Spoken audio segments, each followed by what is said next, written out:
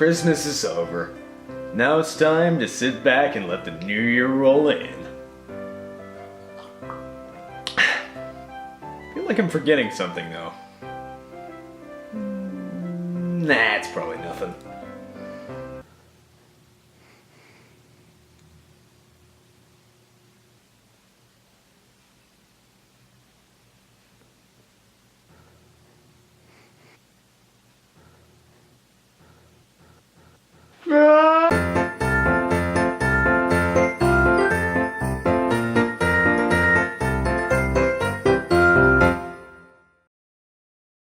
Okay, so I might have missed the deadline on this episode, but screw it! This is the Christmas episode! You can watch it next year and on time, before Christmas. See? The beauty of the internet.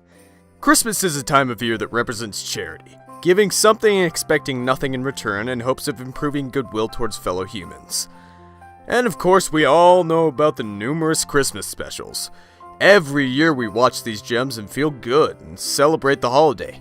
But one thing I never really see come up around the holiday seasons is Christmas video games. And it's not like they don't exist, there's plenty of them. So you know what? Let's review some of them today. Something you may not know about me is I love to ski. So I guess what better place to start than with Slalom? Slalom is a simple game for the NES in which you compete in, what else? A ski slalom competition. Despite there not being too much to it, it's actually pretty fun. Controls feel nice, and for the NES, it's got some pretty impressive parallax scrolling.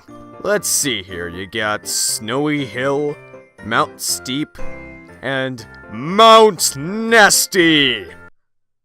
Mount Nasty. Yeah, I can see that, like, being the name of, like, I don't know, a singular run. Maybe if, like, the owner of the ski area is being a little cheeky, but Mount Nasty? I feel as if that's the hideout for a 90s cartoon villain who thinks they're being more subtle than they actually are. Beastman! I have made an executive decision! And what would that be, Great Skeletor? We are moving our base of operation to Mount Nasty! Mount Nasty? Yes, Mount Nasty. But why? I mean, Castle Grayskull is, like, right over there. But Mount Nasty sounds more evil! But it's, like, a light year away. It only makes our job harder.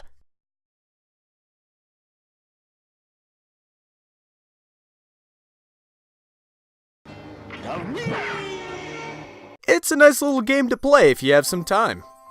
Oh, by the way, it was developed by Rare. So maybe they should make a sequel to this. Slalom, Nuts and Bolts. Oh god, no, not Nuts and Bolts. No. Well, that depressed me. So I guess let's move on to something less depressing. Like Duke Nukem. Hey, I said less depressing, damn it! That's better. Yeah, surprisingly enough, there was an expansion for Duke Nukem 3D called Duke, Nuclear Winter. Now, let me tell you, when I think of the wholesome values of Christmas, I sure do think of Duke Nukem. Die, bitch. Take that, you dirty rat. Die, you son of a bitch. Eat shit and die. Wholesome. Okay, so it starts off pretty standard. The snowman gives the whole, "Whoa, Christmas sure is good, but there almost wasn't a Christmas this year, but there was thanks to Duke Nukem." That whole spiel, he gives that. But there's a small problem with this snowman. Tell me if you can see it. Little closer. Just a little. Why is his arms bones? Why is he a skeleton? Why does he have to be a skeleton?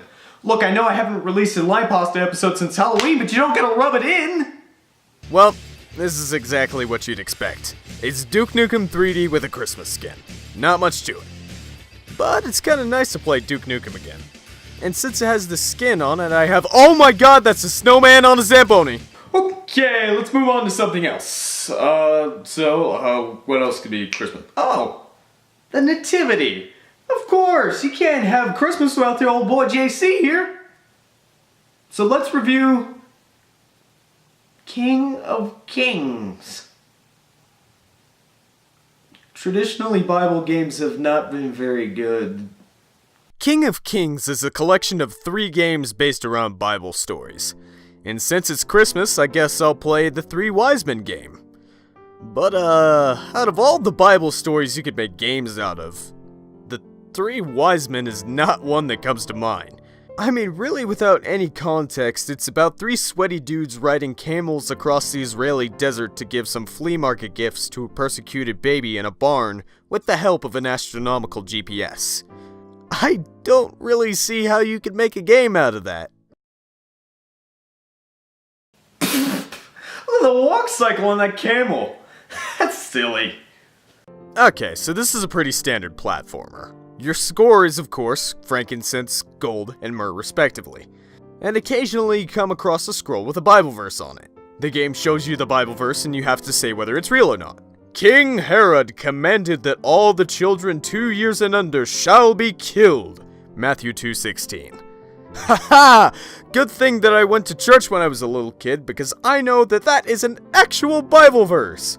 Because really, the Bible is a collection of terrifying stories about good-natured people being held down by the worst of humanity.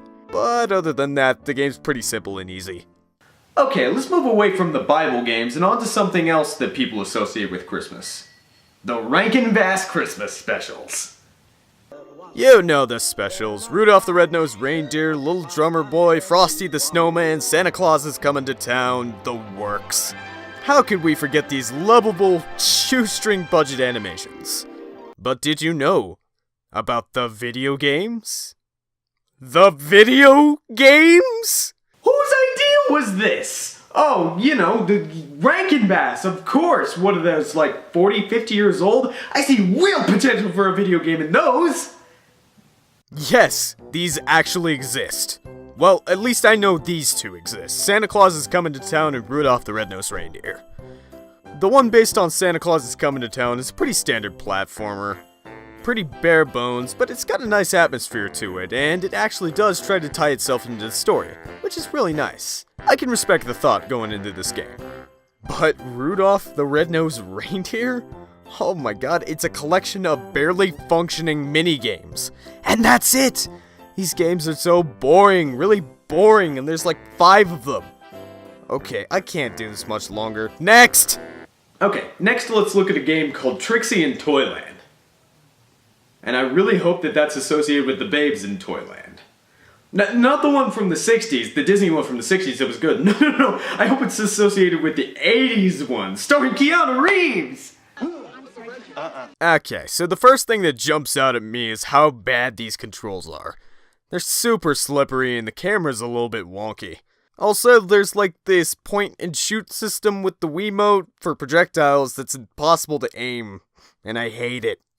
So there's a set amount of areas in the game. You go to the end of the area and it unlocks the gate to the next area. Pretty simple. But eventually there are some enemies and they don't even do anything. Attack me. Give me a challenge. Kill me! Oh god, never mind! I've changed my mind! Don't kill me! Run away! Next game! Last game on my list is a game called Gingerbread Man. Because when I think of Christmas, I think of feudal Japan. Huh. This game seems a bit familiar. A little too familiar. Oh my god, this is Trixie in Toyland. It's the same game! The developer literally released the same game with a different player model. Okay, I'm done. Well, that was dumb! Great, way to go out! Last game of the year that I review is a carbon copy of the second to last game of the year I review. Wonderful! Huh. Last game of the year. Could I possibly save the punctuality of this show by throwing in some New Year's themes?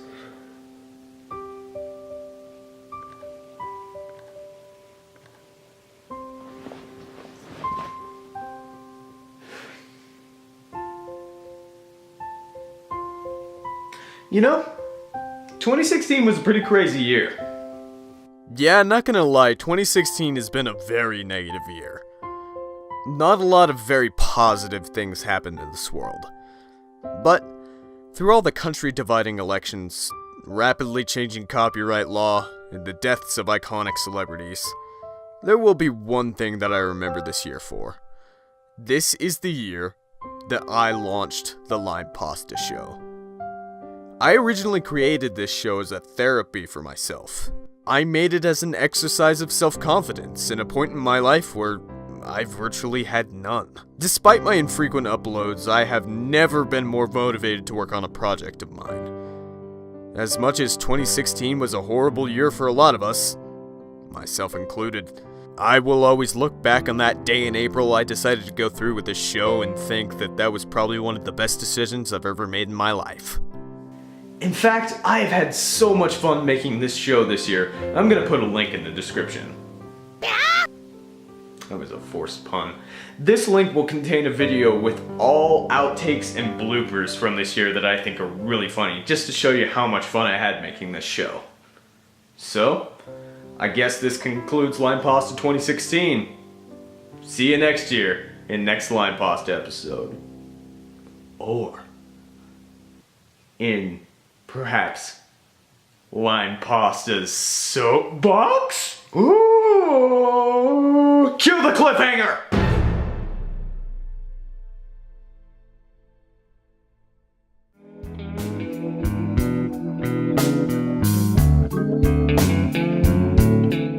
Hey y'all, thanks for watching. I know this episode was kind of rushed and mediocre, but well, that's what I get for putting this off. I guess I'm not very good with deadlines. So the shout out today is gonna go to Tomato Ghost. This is a guy that I've been following for a little while now. He is a really funny dude, and he is also another reviewer that has hopped over to VidMe. So go check him out on both his YouTube and his VidMe pages. And yeah, other than that, Happy New Year!